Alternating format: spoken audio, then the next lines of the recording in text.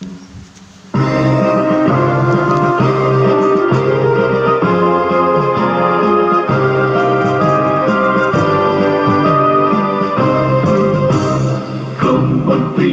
Agama Republik Indonesia ikhlas beramal jadi semboyan, layani umat, membangun bangsa. Berkhidmat untuk umat dalam keberagaman, bersatu padu bergerak dan berkarya wujudkan negeri yang damai. Kementerian Agama Republik Indonesia ikhlas beramal jadi semboyan, layani umat, membangun bangsa. Ikhlas beramal jadi semboyan, layani umat, membangun bangsa. Berkhidmat untuk umat dalam keberagaman, bersatu padu bergerak dan berkarya wujudkan negeri yang damai. Berkhidmat untuk umat, membina, membimbing dan mendidik, wujudkan masyarakat taat beragama, wujudkan masyarakat sejahtera lahir dan batin.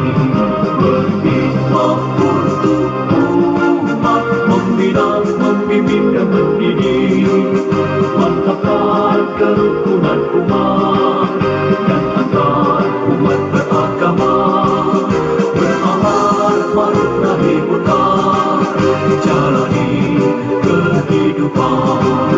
Khidmat untuk umat, untuk perdamaian, untuk Indonesia Jaya. Khidmat untuk umat, untuk perdamaian, untuk Indonesia Jaya. Berkhidmat untuk Coba dulu ya, saya jawab dulu ya. Dari gua, alhamdulillah, beberapa pertanyaan bahasa Arab yang lengkap dari PAI. Bukan bagian dari PAI karena bahasa itu sebagai sains. Jadi bahasa itu punya sains ya. Nah, jadi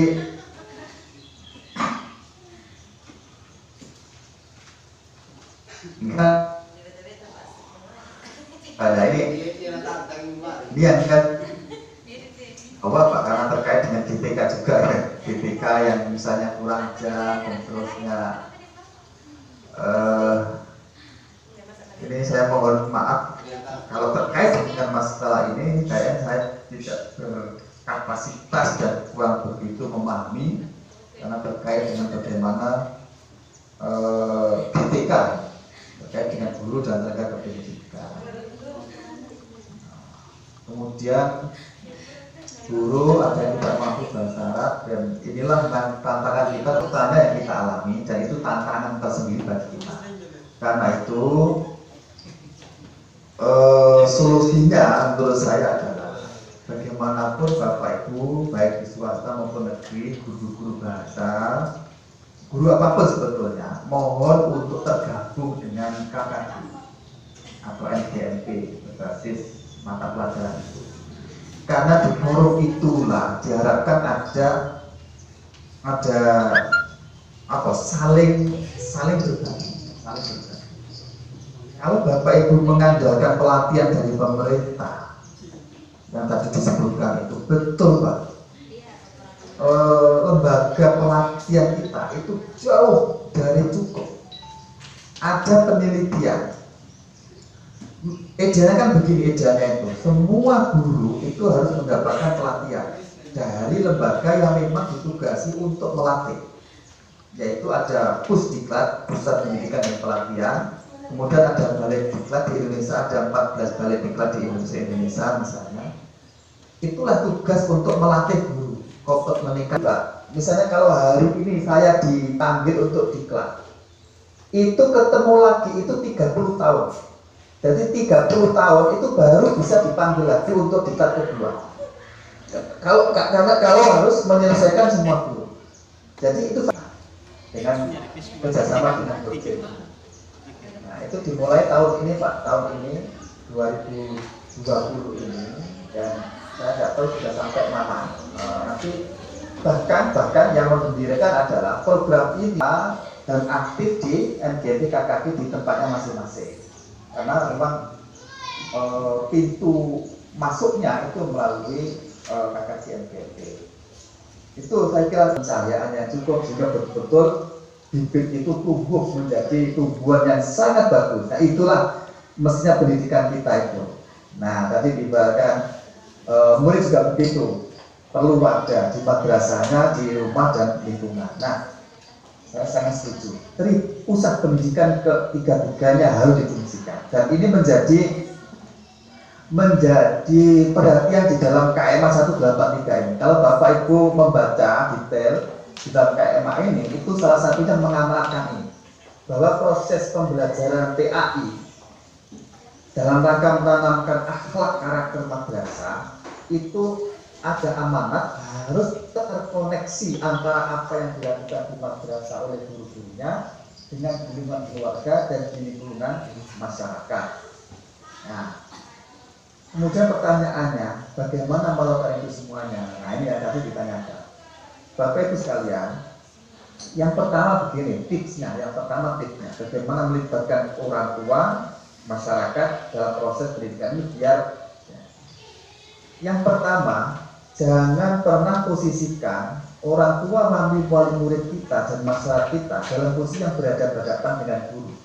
Jadi, nah, terus bagaimana akan dilakukan? Yang kedua, triknya adalah jadikan orang tua dan masyarakat itu sebagai tim, sebagai satu tim antara guru dengan orang tua. Itu adalah tim yang solid untuk mensukseskan anaknya. Nah, karena itu ketika di awal, kalau dalam lalu kita satu kelas, katakan di situ, Bapak Ibu sekalian sebagai orang tua wali murid yang sangat saya banggakan, saya dan Bapak Ibu semuanya adalah tim yang saling melengkapi. Insya Allah keren Pak Erik. Jadi selama ini terjadi itu kan enggak, sebaliknya saling menuntut tadi, sehingga tidak kondusif.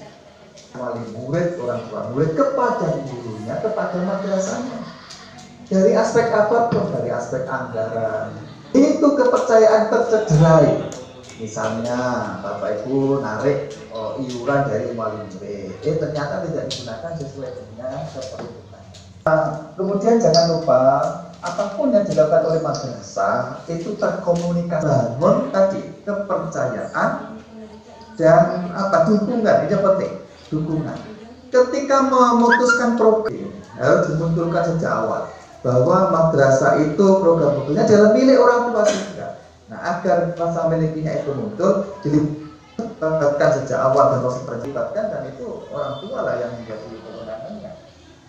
Saya kira itu menjadi penting sekali lagi cara untuk membangun, menghidupkan keributan pendidikan. Yang khawatir mestinya membelajarkan juga kepada orang tuanya.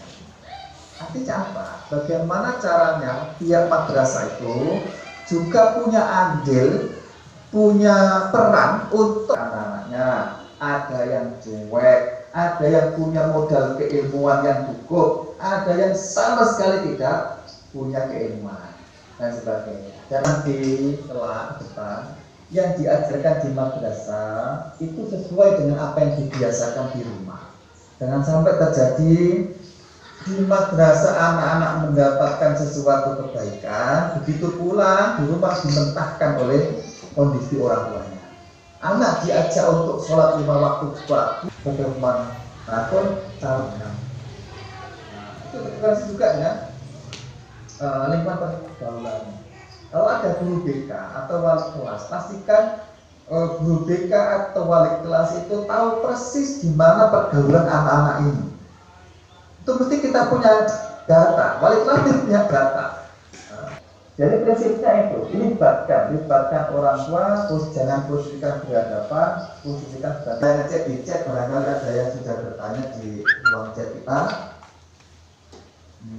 Itu dari Sorong sepertinya belum dari Papua. Dari Papua silakan Papua Sorong, silakan. Ya ini dari satu goa dari bahkan dari Balikpapan gabungan pun sudah siap minum. Dua lagi. Mana dulu? Balikpapan dulu deh, tadi yang dua sudah. Balikpapan aja, Balikpapan dulu ya. Gantian gitu kan, dari dua kali kan kasih juga yang lain. Silakan. Kalau bisa aja. Biar Kalau bisa dibagi gitu misalnya. Oke, Bapak. Ada yang lain Bu, ini tadi selain Balikpapan ya? Balikpapan silakan. Ya. Sudah ada itu sudah dibuka itu. Oke. Iya, silakan Pak Balikpapan. Bismillahirrahmanirrahim. Assalamualaikum warahmatullahi wabarakatuh. Waalaikumsalam warahmatullahi wabarakatuh. Ya baik. Ada beberapa pertanyaan. Iya. Oke. Sejauh pengalaman saya mengajar, ya banyak sekali kendala yang tentunya yang saya temui, terutama khususnya dalam belajar bahasa Arab ya. Nah, di situ sering ada kendala tentang penghafal kosakata bahasa Arab. Ya mufradat. Ya biasanya di kelas-kelas rendah, mana di kelas rendah itu dia ada yang belum mengenal betul cara membaca Al-Quran dan lain sebagainya. Oke.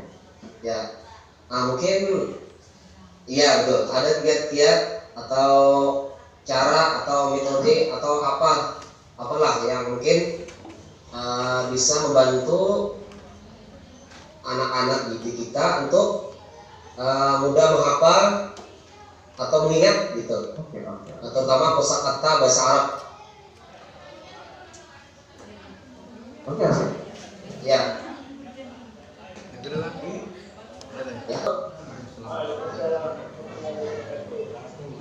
Maksudnya kepada Bapak pemateri dan juga Bapak Mas yang sangat umum. Alhamdulillah pada hari ini belum perwakilan dari Minsa yang mau dialami terpana. Berbagai informasi tentu akan kami perhatikan dan beberapa pertanyaan akan saya tanggapi. Tapi tipsnya begini, saya kira anak-anak kita nggak perlu disuruh untuk menghafal secara khusus dan itu Pak. Itu boleh saja salah satu, tapi kalau itu kayaknya berat memang untuk anak-anak kita. Nah, bagaimana caranya? Kita ciptakan lingkungan kita di kelas, di madrasah itu untuk terkait dengan mufradat itu kita kelas, misalkan anak atkul ke kelas, nah itu dimaafkan. Ada dua gini. Kurikulum kita ini ada dua amanat besar dalam proses pembelajaran bahasa Arab ini. Yang pertama, kita mengajarkan bahasa Arab ini dibiasakan menggunakan bahasa sastra. Artinya ketika di kelas itu ya memang menjelaskannya pun dengan bahasa Arab. Ini tujuannya biar anak-anak itu terbiasa menggunakan bahasa Arab, juga bahasa Arab. Itu bisa. Tapi itu contohnya di mana-mana ada jalan Arab, kemudian anak diwajibkan bicara bahasa Arab, sekalipun untuk anak-anak kecil ini dari campuran nggak apa-apa. Nggak usah diberikan salah benarnya dulu. Itulah yang dimaksud dengan pembelajaran bahasa Arab fungsional. Jadi sebelumnya kurikulum sebelumnya ini ketika dalam proses pembelajaran guru kita cenderung bahasa Arab itu struktural. Jadi ketika proses pembelajaran itu, tapi yang penting adalah menciptakan mendorong bagaimana anak-anak kita berani ngomong dulu, itu yang penting. Nah itu difasilitasi tadi Pak, difasilitasi Mufradatnya dalam bentuk tempelan-tempelan. Nah, betul, modal utama semua itu dari bahasa Arab ini adalah membaca Quran. Jadi, kalau bacaan Qurannya bagus, nah tentu kalau kita hanya mengikuti 2 jam pelajaran bahasa Arab dengan beban SKIKB yang begitu banyak dan berat, ketika tidak bisa diterapkan ke anak-anak, nah itu yang saya maksud tadi Pak.